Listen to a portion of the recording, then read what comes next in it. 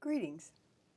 We're at MLTV Mainline Network and Commissioner's Corner, and today we're here to talk with Moira Mulroney, newly elected Commissioner for Ward 5 in Radnor Township. Morning, Moira. Good morning. How are you? Thanks for having me. Good. Thank you for taking the time out of your busy schedule. And speaking of your busy schedule, since you're new to the Commissioners group, I think a lot of your constituents would like to know a little bit more about you. Sure. So tell us a little bit about what you do and how you came to be interested in public service. Okay, thank you. So I am currently the Director of Development and Communications at the Support Center for Child Advocates. So I am a fundraiser and marketer for a nonprofit. We are the free legal and social services advocacy agency for abused kids in Philadelphia. So we're appointed by the courts to represent children who are involved in the child welfare system, whether they're still living at home with services in place, or most of our clients are living in some sort of foster care or kinship care situation out of the home for safety. So we provide them with lawyers, and we do that by recruiting attorneys from the community to provide their service pro bono to represent one child or family group. We team them with a staff social worker, so every child gets a team of a lawyer and social worker that follows them through the life of their case.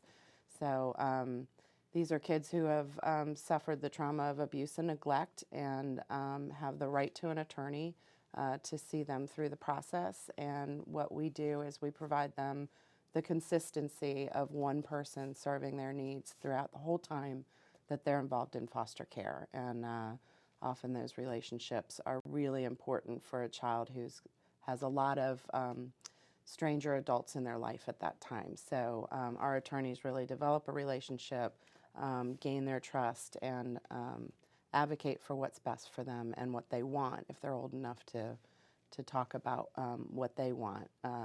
That's what our lawyers are there to do. Wow. So it's really powerful work. We serve 1,000 children a year. To do that, we have almost 350 volunteer attorneys working with us. We could always use more. So in order to serve with us, we need to have attorneys who go through a training with us and are licensed to practice in Pennsylvania. So maybe some of the constituents who are attorneys with some spare time on their hands would like to know more. They can go to our website, which is sccalaw.org. Support Center for Child Advocates in Philadelphia. scca.org. SCCA I'm sorry, let's get that straight. SCCAlaw.org. Right.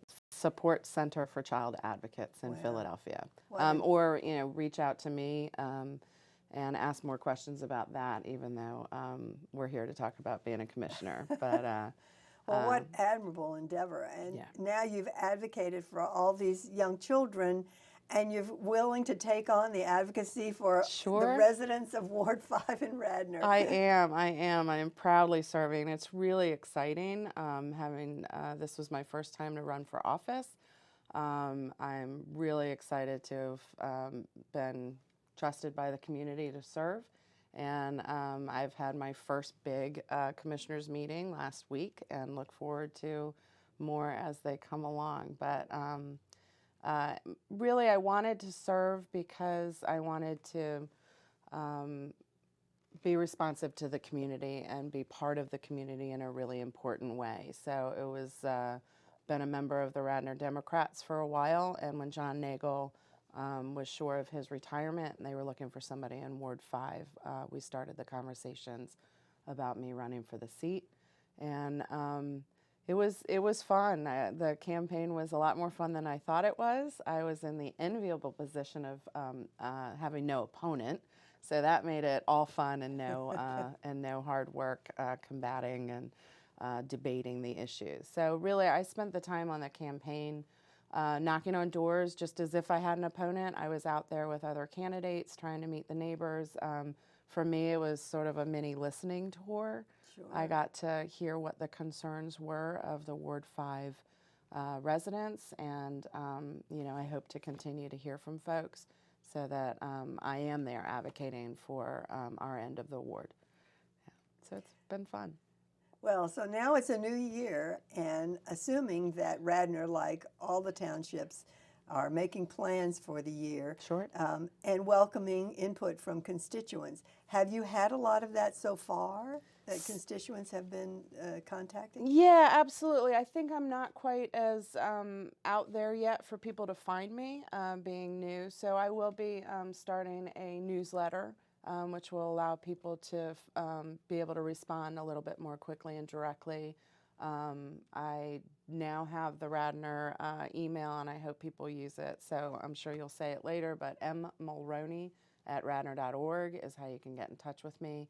I do love hearing from constituents and understanding what's happening in the day-to-day that maybe I don't see on my corner.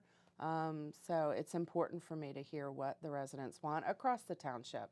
I believe that I was represented by our ward, but I was elected by our ward, but I'm there to represent everyone in the township and work collaboratively with the other commissioners to get us there. And we might remind them as well that the Radnor website is also a source of information for them as to what's going on and what they might be. It might spark some interest in Yes, which is that is Radnor.org. Right. So it's as Really easy as easy. that. Very easy. You can find contact information there for staff and for the Board of Commissioners.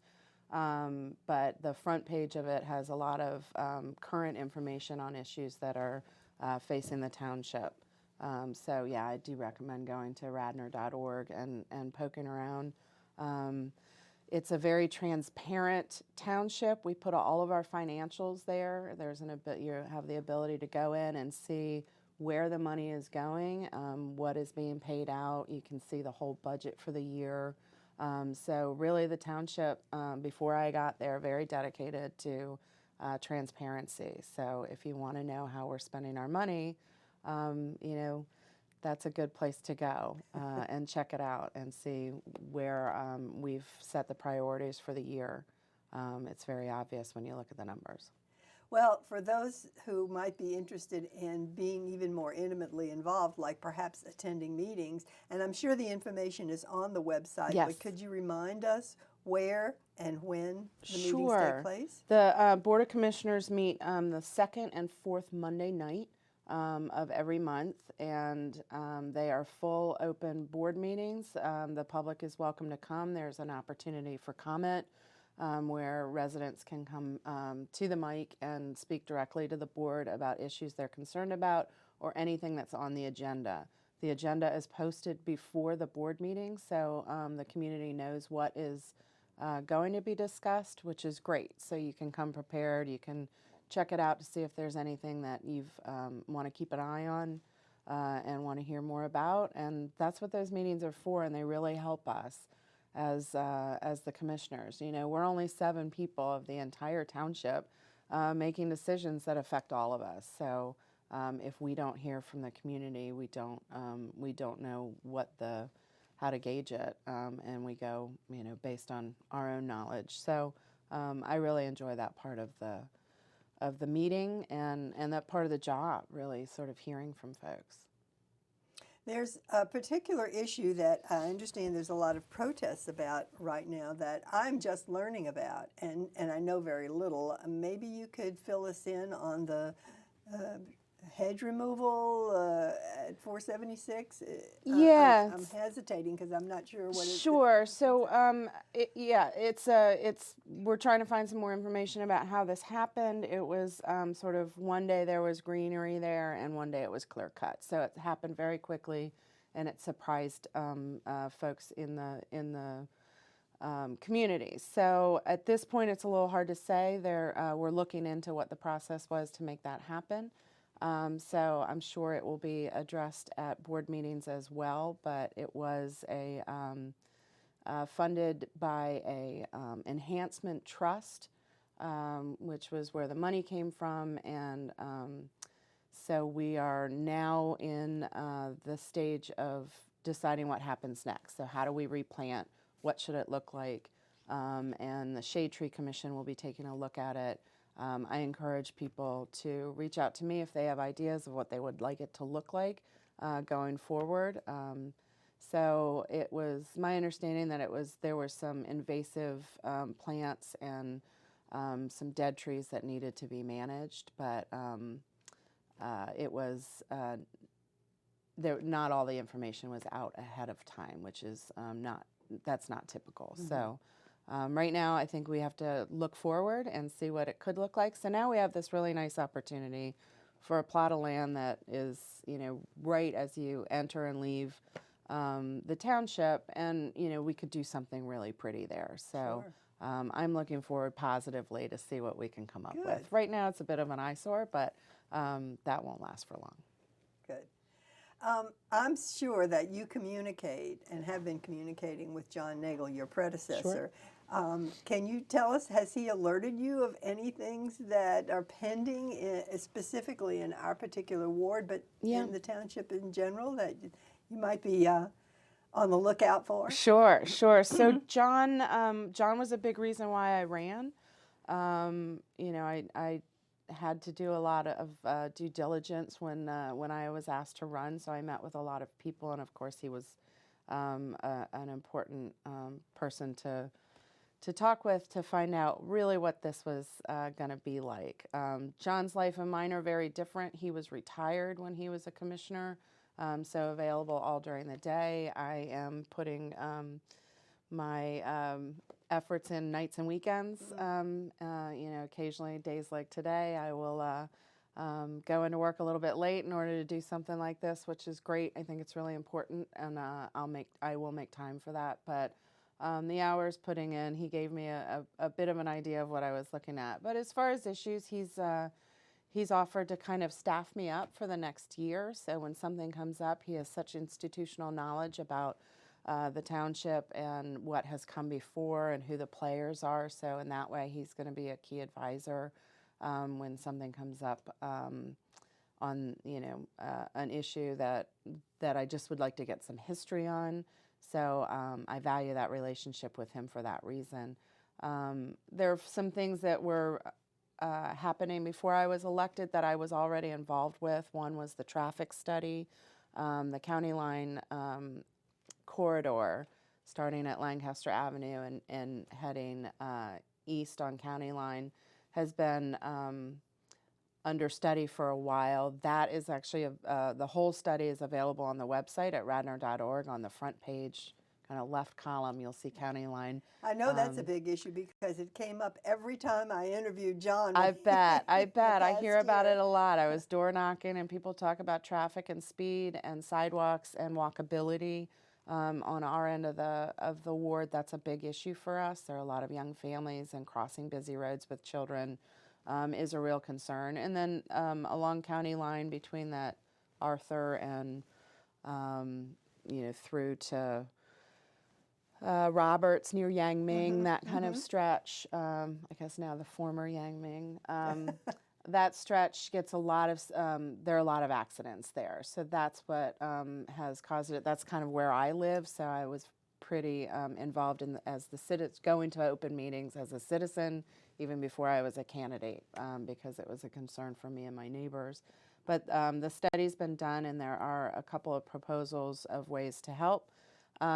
Because the project runs all the way through into Lower Merion Township, they're the other side of the corridor. We have been working jointly with Scott Zeloff, the commissioner in Lower Merion, and he was able to earmark money in their budget for 2020 to pay for half of a couple of the first projects. So we on the Radnor side are now working on that too. So they're just as concerned as we are. They sure are. So I've worked with Scott and met with him a couple of times, and I think there's been some agreement that the priority would be to put a stoplight along that stretch, probably at Montrose. The study maybe it says at Roberts, but after some community response, it looks like Montrose and County Line could have a stoplight that would allow for pedestrian crossing of a very busy road in a place where there's not a light or a cross for a long stretch, and then it would slow traffic. I'm somewhat familiar with that area because I live in Millridge off Right. Mill Road, and very often I see that people opt to use Roberts Road to avoid the congestion or the school zones or whatever That's on, right. What am I saying, Bryn Mawr Avenue. Yes. And I can see that people have difficulty finding a break in the traffic to get out, and That's so they right. tend to be a little bold and come out, quickly. And then That's there are right. cars along county line who are going faster than the speed limit, and it makes it difficult. It does. It does. And that speed limit is 35, which is higher than Lancaster Avenue. That's a PennDOT issue we don't control. But if really? there's a light, we would it would enable that traffic to just be slowed. Sure. So that would be an important aspect of it.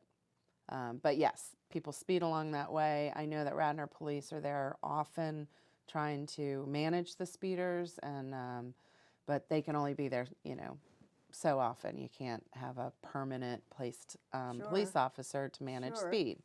So I know that it's an area that they're really attentive to, but the way it is built and controlled, I think it's time for an update. Well, So we're working hard on that. Let's hope it that can can happen. happen sooner rather than later. Yes. So we don't have the money in the budget yet, but now that we've closed the books on last year, there may be some surplus, and we're as a board working with the township staff, we're trying to see if there's some funding that we could pull for that project at this part of the year. But that remains to be seen, and I'm not making any promises yet. I'm too new to make promises. So, but it's Especially definitely where the money's concerned. Exactly. I'm still trying to figure out the mechanisms of that. But I will say that's it's a big issue in our ward. It's one of my top priorities, and I will be keeping very close tabs on it. And I know Sean Farhi in the next ward over is also very concerned. It touches his constituents too. So you have a couple of us working pretty hard on it, and it remains to be seen when it can happen. Well, I'm convinced, certainly, and I'm sure our constituents are too, that as time goes on, you'll be more and more instrumental, Maura. Well, before we wind up, Yeah. is there anything we've neglected to point out or discuss that you would like to share today? There's one other issue, and again, it's one of these joint issues with the township next to it. So, which I love that we have that relationship here. We may have these artificial lines about where there's a township and a town and a but the fact that we can work together as a larger community, I think, is really important. And there is a court case going on. There is a company trying to put in a billboard. It technically would live on top of a building in Lower Marion Township, not in our township. It's my understanding our ordinance is pretty good that keeps billboards out of Radnor, but it would be right near the Wawa at Bryn Mawr Avenue, and I think that I think there are a lot of safety issues around it. I think that drivers are distracted enough, and I just don't think it fits in the aesthetics of our community. So they are fighting it hard, and they've been fighting for a long time to keep it out of Lower Marion. But there is a petition that residents can sign, and I would encourage folks to go to change.org and look for a petition that says "Stop Billboards from Haverford." I believe it's I don't remember, but you'll find it if you look into it. And the more signatures on that, the better.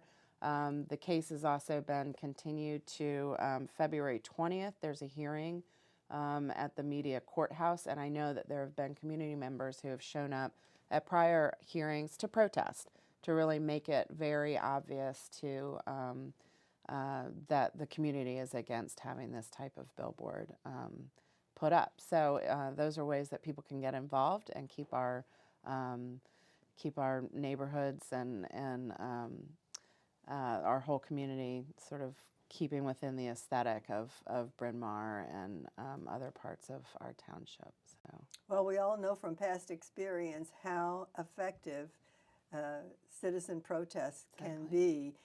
It's important for people to speak up and voice their opinions in order to protect their communities. That's right. So I appreciate you discussing these things with us today, Maura, and I'm sure as time goes on there'll be lots more. I hope so. I hope so. It's going to be fun. But I do encourage people to reach out to me. Mulroney@Radnor.org is my email with the township. And I do try to be responsive within a couple of days. Even if I don't have an answer, I'll let you know I'm looking into it. So I do really want to hear from somebody. I've also taken on the mailing list that John Nagle had, where he sent out newsletters to inform the community. I will be sending out my first one soon, and hopefully people will not opt out and want to hear from me as well. But it will be a way that I can keep people updated on the issues. And Well, I, for one, look forward to it.